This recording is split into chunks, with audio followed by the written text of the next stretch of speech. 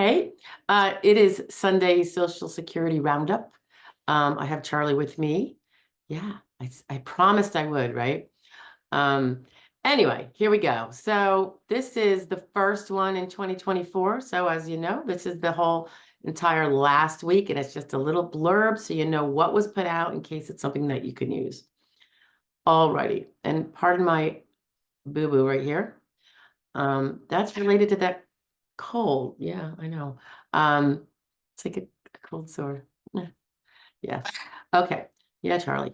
Okay, so what do we have, guys? So last Sunday was the 31st of December, 2023. So we had our roundup for that day.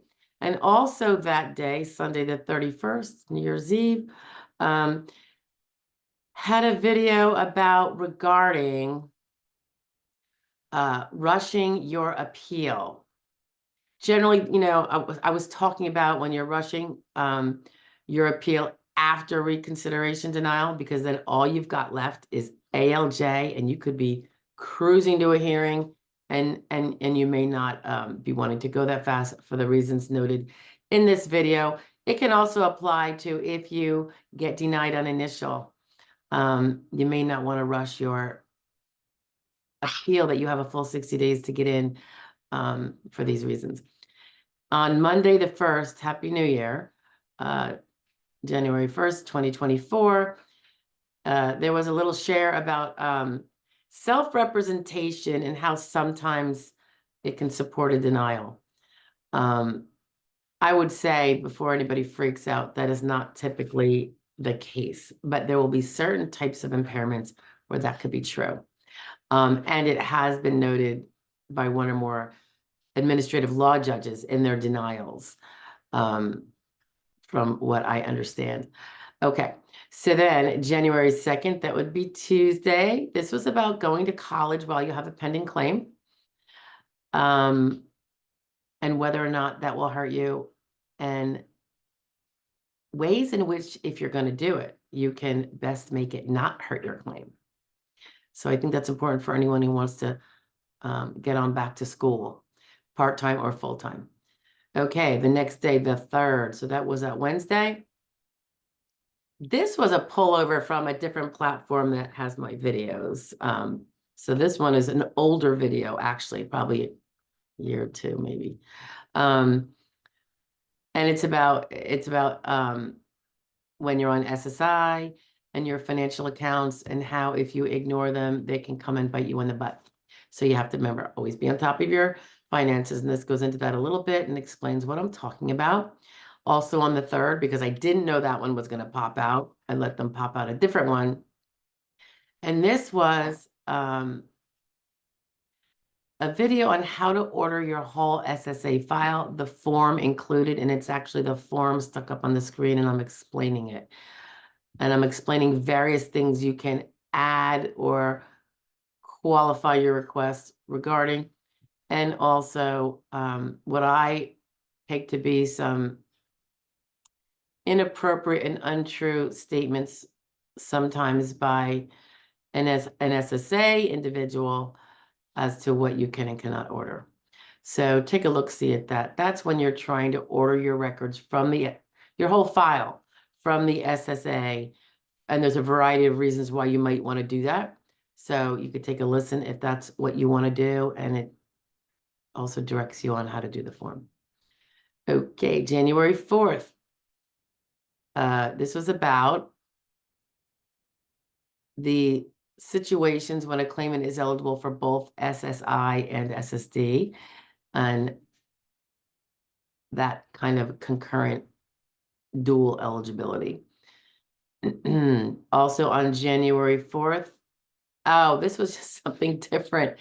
I was going over a function report, the draft information for what will be a final function report. And I did it as a premiere. I did it. I just taped myself like when I was going through it, and my thoughts on certain answers that I thought could be improved or which ones were okay. And I just put on the tape button as I did it, kind of talking out loud. And then I just put it up as a premiere just for chits and giggles because that's not something I typically do. So I thought I'd see what that was all about. But if you wanted to see a walkthrough of an entire, you don't see the function report because it's actually a rough draft of somebody's. But I go through the questions one by one and I explain why I don't like a particular answer, how it could be improved and be more accurate and more helpful. So that was January 4th. January 5th, the standard fraud law review. This one was about that New Jersey banker who just stole from a deceased customer for about 4 years because the SSA hadn't caught on that the person was deceased yet. They usually do. We talk about that a little bit. And also about some of the, me, I'm always asking about, what do you think about this sentence? Is it good, bad, too little, too much? That was Friday's fraud law review. If you like hearing about those kind of criminal catchings, fraud catchings, the Office of Inspector General puts them out, and I peruse them every so often, and I'll grab one and talk about it. Always on a Friday.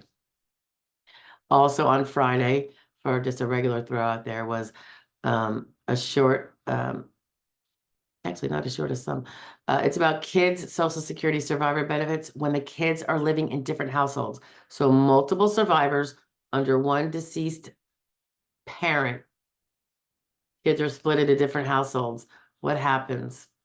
And it was in response to a question someone had asked of me. Okay. Saturday, January 6th. This was in response to a question. What does it mean if your ALJ asks no questions of your vocational expert at your hearing? That happens sometimes. So take a look, see if that's happened to you, or if you're curious about what it might mean if it does, if you're heading into hearing. Okay, that's it for the week, guys. Charlie, want to say anything? You say, hi, Charlie. He says his own name. Hi, Charlie. Hi, Charlie. Charlie. Charlie. You think I'm weird, huh? Okay. Anyway. Oh, what? Charlie? Charlie. Hi, Charlie. You're being very shy. You see yourself? What you looking at? Boop, boop. Want to come on my hand? Did you hear him say Charlie? He said it then. Hi, Charlie. He's so cute. I don't want to give you my cold sore, though, so we'll refrain for this week. All right, bye, guys. Have a great night.